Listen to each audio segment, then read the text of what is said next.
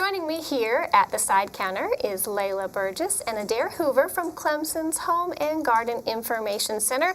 I understand we're going to be talking about growing herbs and then infusing oils. Exactly. And we brought a few herbs, and we're going to go through the technique of oil infusion here today. Sounds good. So if we're going to infuse oils, we first need herbs to start with. So let's talk a little bit about growing them. Herbs are mostly Mediterranean origin, but they do grow very well here in South Carolina. You can grow most any type of herb that you prefer, from annuals, which we have here with the basil. We have three different types. We have purple, sweet basil, and lime basil. And then in the front we have some oreganos, which are more of a perennial. And then we have shrub types here with our rosemary over here to the side counter. More like lavender. They can be planted in the lawn landscape.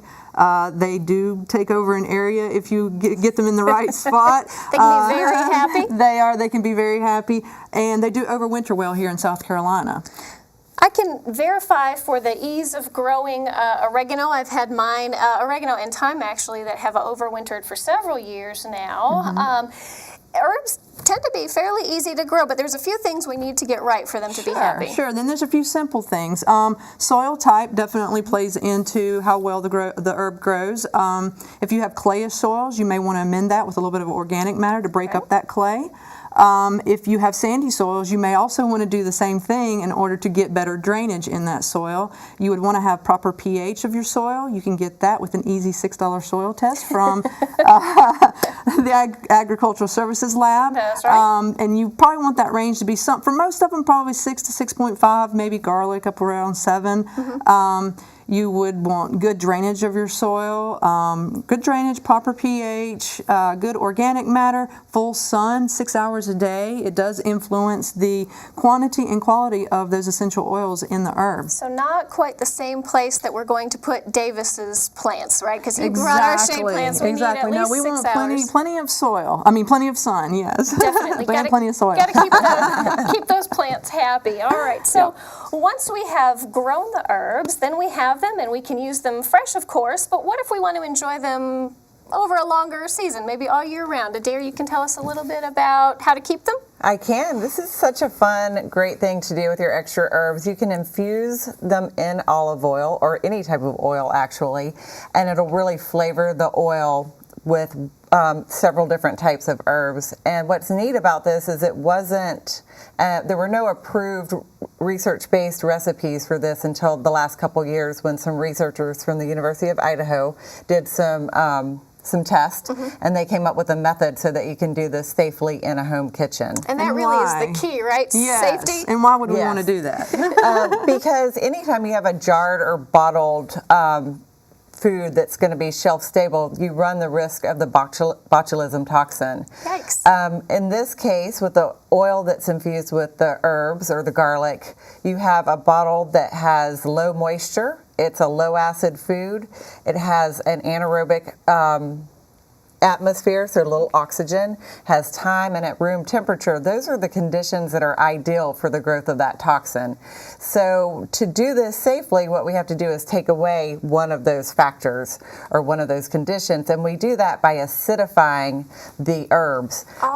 We do that in a citric acid solution for 24 hours. It makes that low acid herb or garlic a high acid food, and then you can safely infuse them in the oils. All right, very good. So here we have some oregano, and it's in that citric acid solution, so we're going to acidify it, making sure we're not going to be growing botulism. That's right. We don't want that. and then I noticed that we have some containers over here, our standard mason jars, and then we have kind of a more decorative bottle. So what's the process once we have them acidified? Next, what do we do next? Well, one thing I need to say is everything has to be very sterile, very clean to make sure that this works properly, if for no other reason to have a good quality product in the end and a safe one. But you acidify it, then we shake off those for how herbs long? for 24 hours. We shake off the herbs, we dry them, we put them in a jar, and then we add the oil.